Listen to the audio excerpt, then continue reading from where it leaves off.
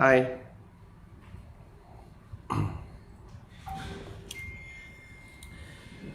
Allahumma salli ala Sayyidina Muhammadin abdika wa rasulika nabiyil ummiyi wa ala alihi wa sahbihi wa barik wa sallim. Allahumma anta laha walau azumat farrijha bifadli bismillahirrahmanirrahim. Assalamualaikum warahmatullahi ta'ala wabarakatuh. La ilaha illallah Muhammadur Rasulullah fi kulli lamhatin wa nafasin adada ma wasi'ahu ilmullah. Hasbunallah wa ni'mal wakil, ni'mal maula wa ni'mal nasir. Ya muallima Ibrahim al-hikmata 'allimni. Allahumma salli wa sallim wa barik alaihi wa ala alihi. Ilahi, Tuhanku, anta maqsudi, kepadamu maksud dan tujuanku. Wa ridhaka matlubi, dan hanya redamu yang aku tuntut. A'tini mahabbataka wa ma'rifatak. Ya Allah, karuniakan kepada kami kasih kepadamu dan mengenali dirimu, ya Allah. La haula wa la quwwata illa billahil aliyyil azim. Qala al-musannifu rahimahullahu ta'ala wa nafa'na bi barakati ulumihi fid daraini amin ya rabbal alamin. Telah berkata musannif, tuan pengarang kitab ini, yang bernama Asy-Syaikh Imamuna An-Nawawi Al-Bintani, dalam kitab yang bernama Nasaihul Ibad, nasihat bagi calon-calon penghuni syurga Allah Subhanahu wa ta'ala. Dan hari ini tuan-tuan, kita mendengar sebuah nasihat daripada Rasulullah SAW berkenaan 4 perbuatan yang merosakkan 4 perkara. Dah boleh tulis di ruangan komen, 4 perbuatan yang merosakkan 4 permata. Allahumma salli ala Sayyidina Muhammad. Dah letih tuan-tuan, kita gali, kita cari. Sebab permata ni bukan satu benda yang mudah dijumpai. Itu satu. Yang kedua, jumpa tu satu isu. Dan tuan-tuan maklum, permata ni juga satu benda yang susah nak dicari. Dah? Jadi, dahlah nak carinya susah, nak dapatkan susah. Tiba-tiba tuan-tuan, Allahumma salli ala Sayyidina wa maulana Muhammad. Permata yang kita simpan itu untuk kita manfaatkan dalam diri, dalam kehidupan, dalam ibadah, dalam dunia, apatah lagi untuk kita tukar ia dalam perjalanan akhirat. Namun tuan-tuan, 4 perbuatan yang kita buat hari-hari merosakkan kemuliaan, kehebatan permata. Allahumma salli wa sallim wa barik alaihi wa ala alihi. Baik. Jadi nasihat kita pada pagi ini kita akan dengar daripada hadis Nabi SAW. Jadi apa khabar anda pada pagi ini dalam hashtag Santapar Rohani? Jangan lupa bantu diri tuan-tuan, keluarga tuan-tuan, orang-orang yang anda sayang dengan like, share dan tag nama orang yang anda sayang. Yang mudah-mudahan bila mana anda mula melakukan dakwah. Sebab ingat tuan-tuan, tulis di ruangan komen, dakwah ni bermula daripada keluarga. Dakwah ni bermula daripada keluarga. Yang mudah-mudahan dengan dakwah yang kita lakukan membantu perjalanan hidup kita dan orang-orang yang kita sayang. Yang pertama sekali, dengan faham kepada agama. Yang kedua sekali, mudah-mudahan bila faham, sama-sama faham pula pada agama. 2. Dan yang ketiga tuan-tuan, bila sama-sama faham, mudahlah berjalan. Ini kadang-kadang seorang ke hulu, seorang ke hilir, kata orang Perak. Saya dibesarkan di Ipoh lama tuan-tuan, di Pasir Putih, Seri Kinta. Daripada darjah 2 sampai tingkatan 3. Berapa tahun tu? Saya dibesarkan di Pasir Putih. Betul lah. Darjah 1 dekat Melaka, darjah 2, 3 dekat Kuala Lumpur. Darjah 4 duduk di Ipoh sampai tingkatan 3. Maknanya apa? Kalau seorang tu ke hulu, seorang tu ke hilir, seorang tu ke hulu, seorang tu ke hilir tuan-tuan, habis. Bermakna matlamat tak capai, perjalanan tak membawa kepada smooth pergerakan. Akhir sekali tuan-tuan, apa yang berlaku ialah agak-agak bila kita nak mencapai. Jelas ke jelas? Baik.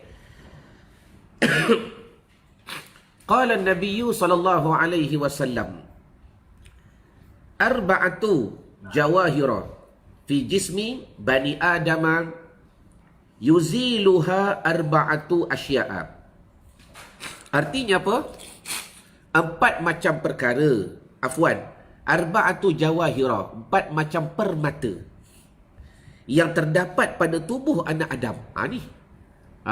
Dah cari. Hari ni kita cari permata ni tuan-tuan. Dah. Benda ni wujud, benda ni ada. Akan hilang, kata Nabi. Dan yuziluha arba'atu asya'. 4 perkara ni akan hilang disebabkan 4 kelakuan, 4 perbuatan yang kita lakukan. Baik. Apa dia? Yang pertama, amal jawahiru fal aqlu wad dinu wal haya'u wal amalu salihu. Dan ada pun permata-permata itu, tulis di ruangan komen.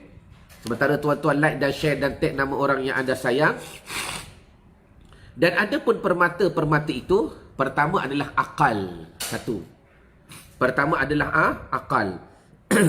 Yang kedua, agama. Agama. Letih pagi, petang, siang, malam belajar. Kejap duduk dengan syekh, belajar ilmu. Kejap duduk dengan Ustaz Uwais. Kejap dengan Ustazah Aisyah, Azdan Center. Nak pergi belajar. Pagi, petang, siang, malam. Permata semua tu. Dan yang kedua, agama. Yang ketiga, al-haya', permata malu. Dan yang keempat, amalus soleh. Amal yang soleh. Maka tulis, 4 perkara ni merupakan permata yang Allah Ta'ala anugerahkan dalam dirinya kita. Yang pertama namanya akal. Yang kedua namanya agama. Yang ketiga namanya malu. Dan yang keempat namanya amal yang soleh. Baik. Bila mana kita dah faham ada 4 permata dalam dirinya kita, tuan-tuan, maka apakah perkara yang menyebabkan permata ni rosak atau binasa? Yang pertama, tulis di ruangan komen. Fal-ghadabu yuzilul aqla. Fal-ghadabu yuzilul aqla. Terima kasih Mas Liza. Baik. Yang pertama apa dia? Tulis di ruangan komen. Yang pertama, marah akan menghilangkan akal. Allahumma salli ala Muhammad. Salam sahabat daripada Thailand. Yang pertama, fal-ghadabu yuzilul aqla. Marah ni boleh menghilangkan akal. Betul tuan-tuan. Sebut marah, saya sendiri sebagai manusia, saya sendiri tahu perasaan marah tu bagaimana. Jadi kadang-kadang bila marah ni, kadang-kadang Allahumma salli ala Muhammad, bukan saja hilang akal. Antara benda yang berlaku, kita tak boleh kawal akal. Tak fikir dah ketika itu. Tak kisahlah, yang penting aku nak lepas sahaja. Tak kira lah apa nak jadi, lepas tu baru menyesal. La ilaha illallah. Fakta ni jelas. Sebab dia datang daripada Rasulullah SAW. Baik, kita baca syarah sikit.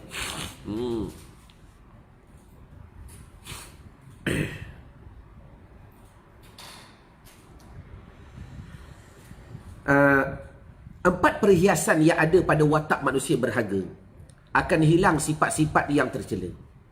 Akal adalah suatu mutiara bersifat rohani. Bila sebut akal, satu mutiara bersifat rohaniah. Jangan tuan-tuan pergi bedah pula otak nak cari mutiara. Dia satu mutiara yang berbentuk rohaniah, berharga sangat, yang berhubungan dengan jasmani. Akal ni dia ada hubungan dengan jasad kita, yang diciptakan Allah sebagai satu-satunya kelebihan yang membedakan dengan haiwan dan malaikat. Jadi hari ini kita bersyukur kepada Allah Subhanahu Wa Taala. Adanya akal ini, disitulah membedakan antara kita dengan haiwan, antara kita dengan malaikat. Nampak? Macam semalam kami belajar dalam sesi Zoom bersama Tuan Guru Haji Samsul. Membedakan orang Islam dengan kafir, as-salah. Membedakan orang mukmin dengan orang yang fasik, apa dia? Zakat. Hak malas bayar zakat tu fasik lah tu. Membedakan mukmin dengan fasik, antaranya zakat. Jadi maknanya apa? Bila mana kita maklum tuan-tuan, akal itu satu benda yang membedakan antara makhluk dengan haiwan, manusia dengan malaikat, maka hari ini kita bersyukur. Nak belajar lah tuan-tuan, insya-Allah pagi-pagi kita mula. Waalaikumsalam Norsiah. Kita mula nak nyatakan kesyukuran. Tulis. Kalau boleh belajar setiap pagi, tulis apa 3 perkara yang aku syukur pada hari ini? Mula dengan 3 dulu. Paling tidak pun nikmat ada akal. Ya Allah, hari ini masih lagi aku ada akal. Itu juga satu mutiara yang besar. Sebab ada orang yang ditarik nikmat akalnya. Ada orang yang telah ditarik nikmat boleh berfikirnya. Macam pengalaman hamba lah mengajar khatam kitab. Kami ada tiap-tiap hari pukul 10, kami ada program khatam kitab, yakni belajar kitab sampai khatam. Okey tuan-tuan, pengalaman saya lah mengajar kitab dengan saya guna bahasa indah dah, dengan golongan-golongan yang berpangkat ibu saya. Terima kasih Siti Maria. Yang berpangkat mak saya tuan-tuan. Allah ustaz, dia kata apa? Ustaz boleh slow sikit tau, ustaz cakap laju sangat ni. Makcik ni dah lah apa tu? Slow sikit. Lambat sikit nak faham. Tengok. Bermakna Allah Ta'ala dah tarik nikmat akal dia untuk berfikir. Dengan sebelum ni laju, tiba-tiba slow sikit. Nampak? Tapi, why not? Masih lagi kita bersyukur. Masih lagi mampu untuk berfikir. Baik. Jadi, apakah perkara yang boleh merosakkan akal ni, tuan-tuan? Maka kata Nabi SAW, akan hilang akal lah oleh perasaan marah yang melulu. Tulis. Ni kunci dia. Sebab tu belajar hadis kena ada syarah. Ulama syarah, marah yang macam mana yang boleh menghilangkan akal. Terima kasih Badrul Syam. Tulis. Iaitu marah yang melulu. Maknanya, dalam Islam ni boleh marah? Tak boleh. Marah yang diharuskan. Saya nak bantu tuan-tuan dengan teknikal terus. Macam mana marah yang diharuskan? Tulis point. Antaranya marah kerana Allah. Tulis. Nak buat apa-apa pun biar kerana Allah. Kalau kita ada perasaan marah kerana Allah, aku nak tegur dia kerana Allah, aku nak sedarkan dia kerana Allah, maka itu insya-Allah marah ia akan dibantu oleh Allah Subhanahu Wa Taala dengan perasaan yang baik, dengan jiwa yang baik. Tapi kalau marah yang melulu tuan-tuan, akal bukan akan hilang, rosak binasa. Rosak binasa. Sebab tu tuan-tuan, hari ni kita dengar akal ni permata yang berbentuk maknawi. Tuan-tuan ingat dia tak boleh rosak ke? Roh pun boleh rosak. Roh pun boleh sakit. Usah kata jasad.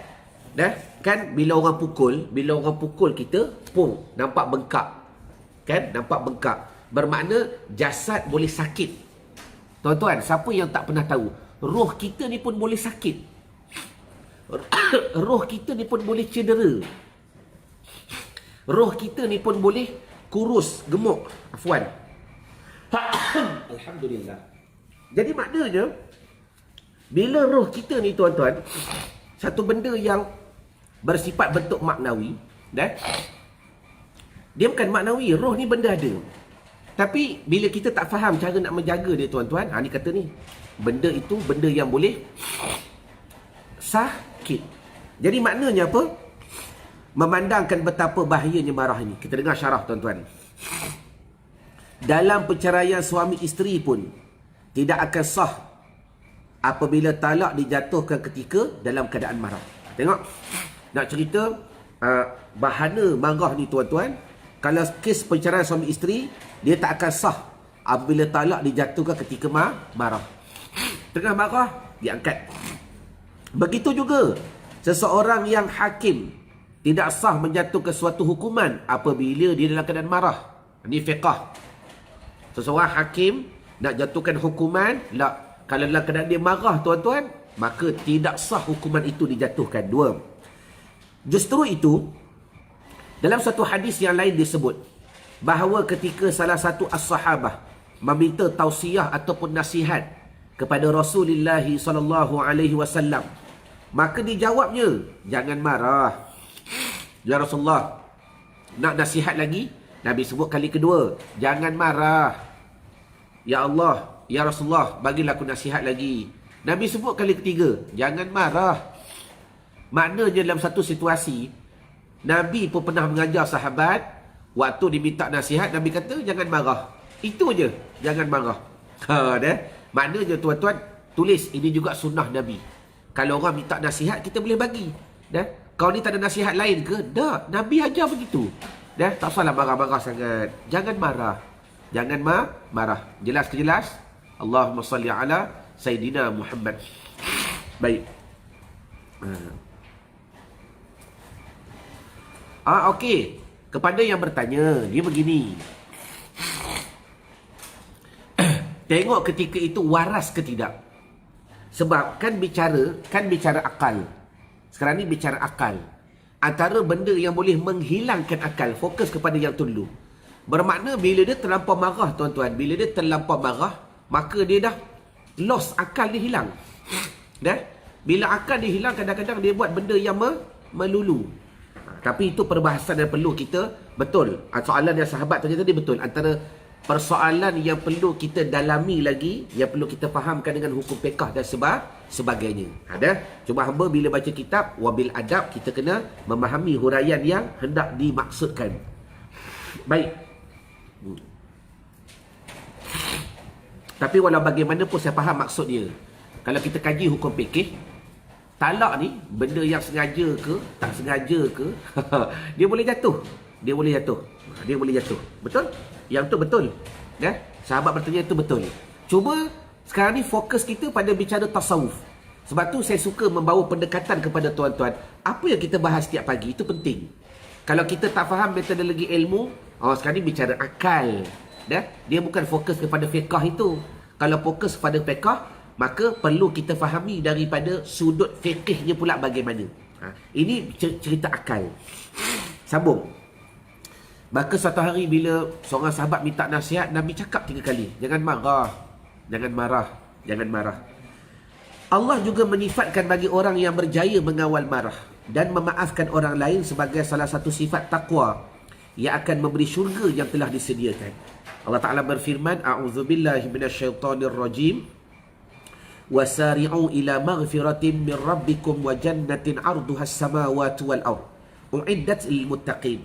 Alladzina yunfiquna fi sarra'i wad dharra'i wal kazimina al ghaiz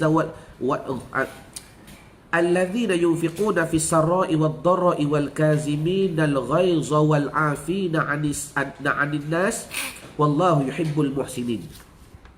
Dan segeralah kamu kepada mengerjakan amal yang baik untuk mendapat keampunan daripada Allah Ta'ala dan mendapat syurga yang bidangnya seluas langit dan bumi. Allahu Akbar.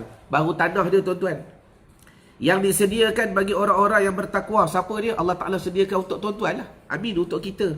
Baik sangka kepada Allah. Iaitu orang-orang yang mendermakan hartanya pada masa senang dan susah, dan orang-orang yang menahan kemarahannya, dan orang-orang yang memaafkan kesalahan orang.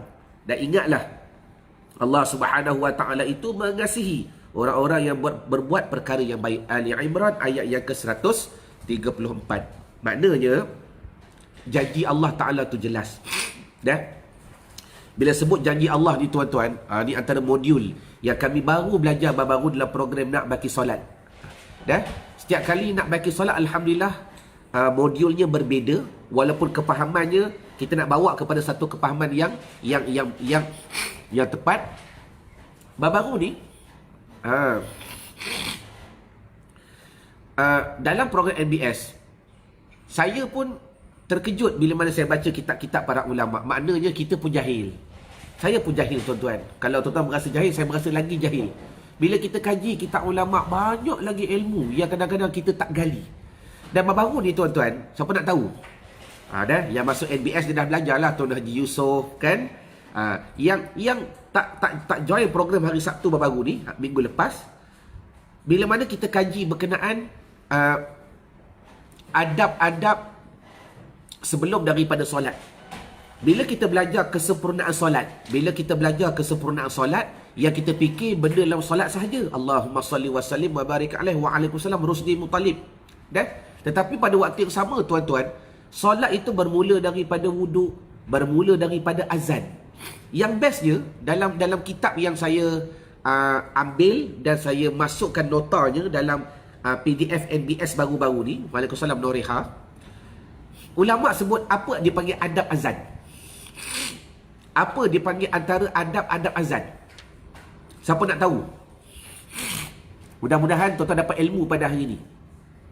Sebab daripada adab azan itu, tuan-tuan dapat relatekan dengan apa yang kita belajar pada pagi ini. Dan benda itu bukan mainan, dipanggil satu Kaedah untuk kita memainkan pada akalnya kita, pertama ilmu, berapa banyak yang aku tahu. Yang kedua, macam mana aku nak yakin benda ni. Yang ketiga, macam mana kita nak ulang. Betul kan Norisah? Baik. Tak nampak komen, insya-Allah. Kepada yang tak nampak komen tu, afwan lakum tuan-tuan, sebab ialah kadang-kadang Facebook ni dia beberapa kali dia buat update tu, update ni, jadi bersabarlah. Bila kita guna rumah orang ni macam ni lah tuan-tuan. Kadang-kadang boleh, kadang-kadang tak boleh.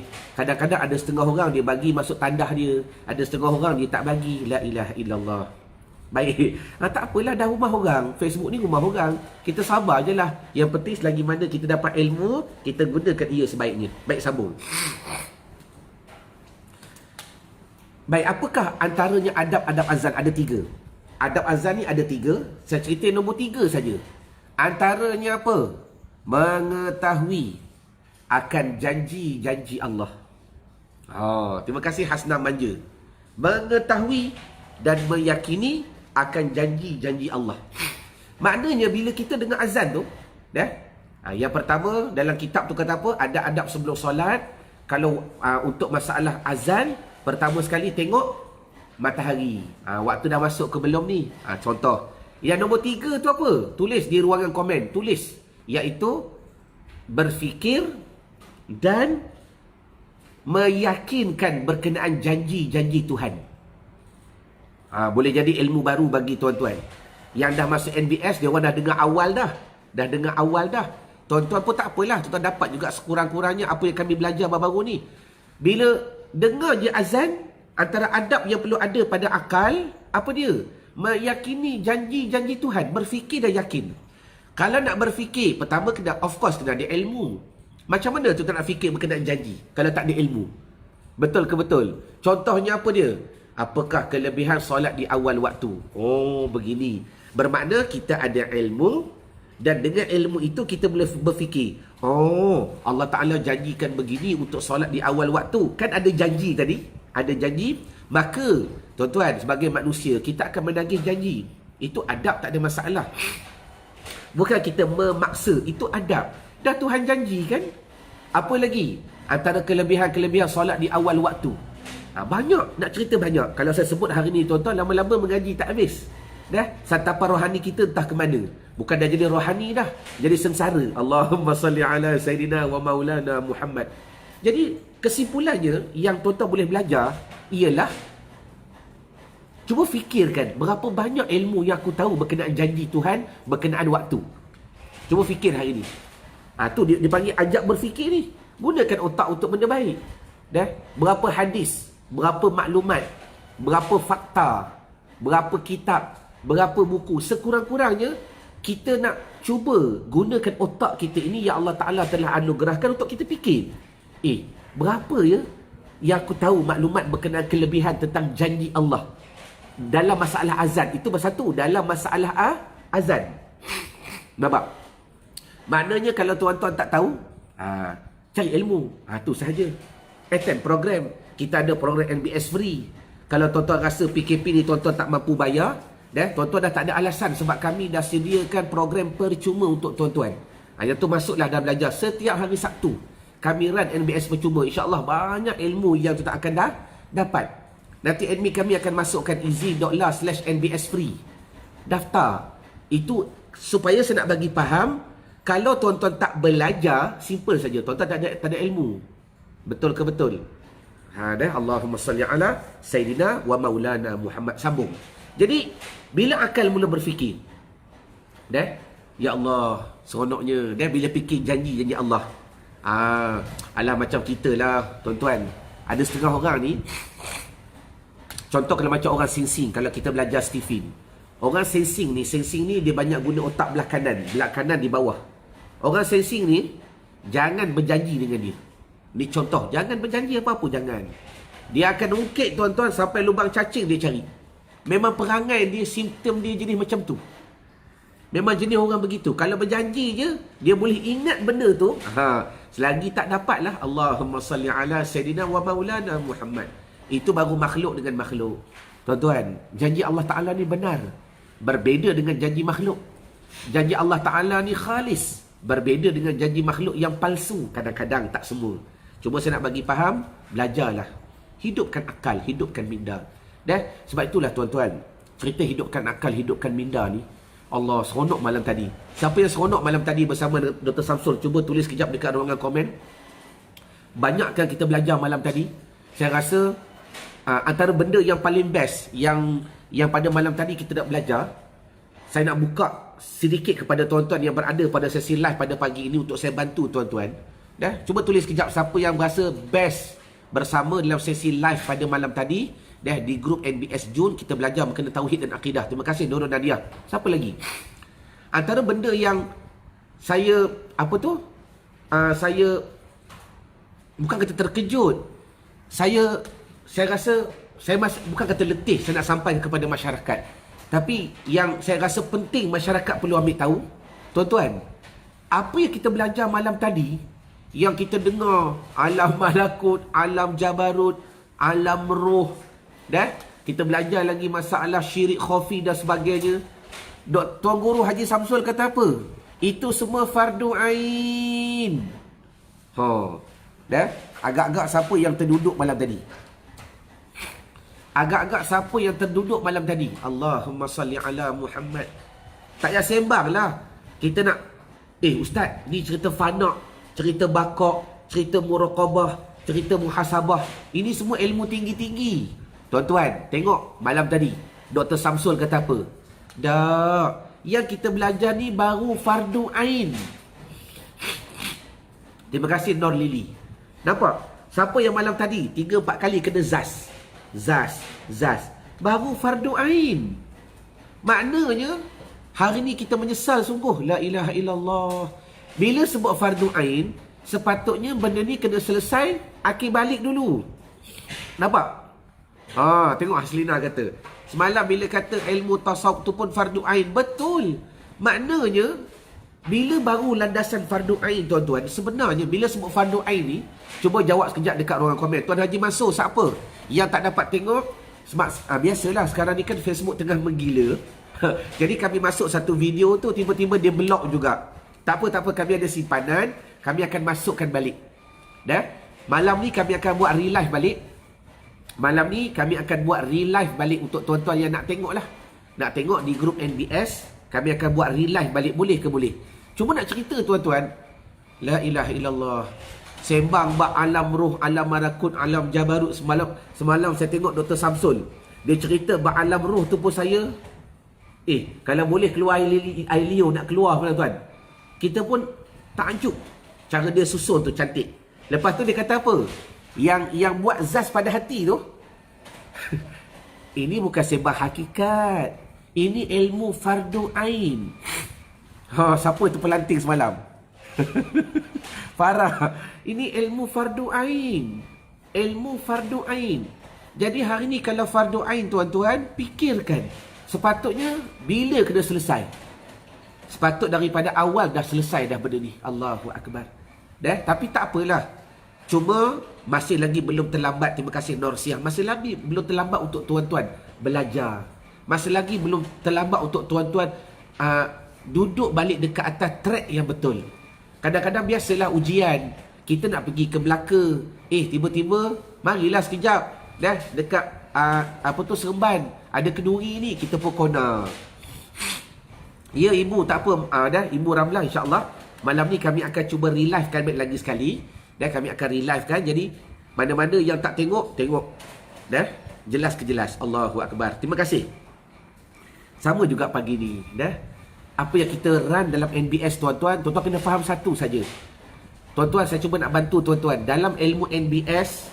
Walaupun pengalaman saya, inilah NBS yang terbaru ni, saya rasa banyak orang pening. Banyak orang pening. Yang paling best, yang pening tu bukan menyatakan apa. Jawapannya, ilmu tu ilmu fardu ain. Jelas ke jelas? Okey. Jadi saya rasa dengan apa yang kita belajar pada pagi ini, kita dapat faham. Saya rasa satu cukup. Besok kita sambung lagi tuan-tuan. Apakah 4 perkara yang merosakkan 4 permata? Jadi kita syukur kepada Allah Ta'ala, dalam diri kita ada 4 permata yang begitu besar. Yang pertama kita ada al-aqlu, akal. Yang kedua ad-dinu, kita ada agama. Yang ketiga al-haya, kita ada malu. Dan yang keempat wal-amalu soleh, kita ada amal yang soleh. Jangan kita merosakkan permata yang Allah Ta'ala anugerahkan ini dengan 4 perkara yang lain. Hari ni kita baru selesai. Yang pertama apa dia? Jangan binasakan akal dengan marah. Adakah tak boleh marah? Boleh. Saya terus bagi teknikal. Marah kerana Allah, maka diharuskan. Dah. Macam mana nak marah kerana Allah? Ni penting. Tulis. Akhir sekali tulis. Macam mana nak marah kerana Allah? Macam mana nak marah kerana Allah? Jawapannya adalah program NBS. Hati kita kena sentiasa ingat Allah. Sebab hati dengan akal ni, dia sentiasa connection. Dah? Dia sentiasa connection.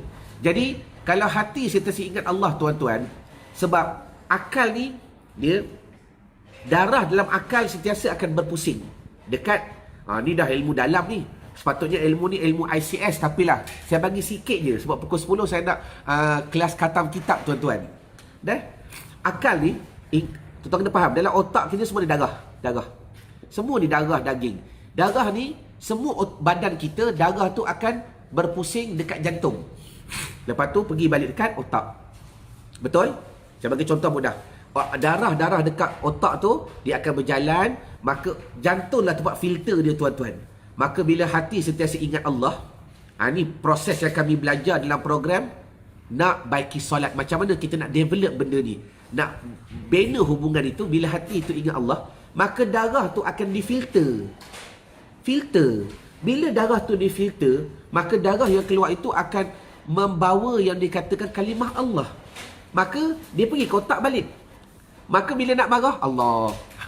Boleh. Harus marah kerana Allah. Marah kerana Allah, maka marah yang tidak dilarang. Bahkan marah itu antara marah yang perlu ada dalam diri kita. Kalau tidak, marah yang akan boleh merosakkan akal kita kepada diri kita, kepada orang lain dan kepada Allah Subhanahu wa Ta'ala. Jelas ke jelas? Jadi saya rasa madai dahulu pertemuan kita pada pagi ini. Mana yang baik itu datang daripada Allah. Dah? Yang tak baik itu of course datang daripada kejahilan saya sendiri, tuan-tuan. Kita bertemu esok dalam hashtag Santapan Rohani. Lama juga rindu, tuan-tuan dah. Sebab kami ni hari tu program NBS. Habis hari tu kita ada 3 minggu lepas ada event interaktif Cinta Solat. Kami belajar ilmu khusyuk. Dah? Khusyuk is real. Semua tulis khusyuk is real. Benda ni real sangat, tuan-tuan. Tuan-tuan tak perlulah dia panggil nak nak berlakon tawaduk, rendah diri. Ya ke ustaz? Tak perlu. Belajar. Saya confident, tuan-tuan, insya-Allah Allah Taala anugerahkan.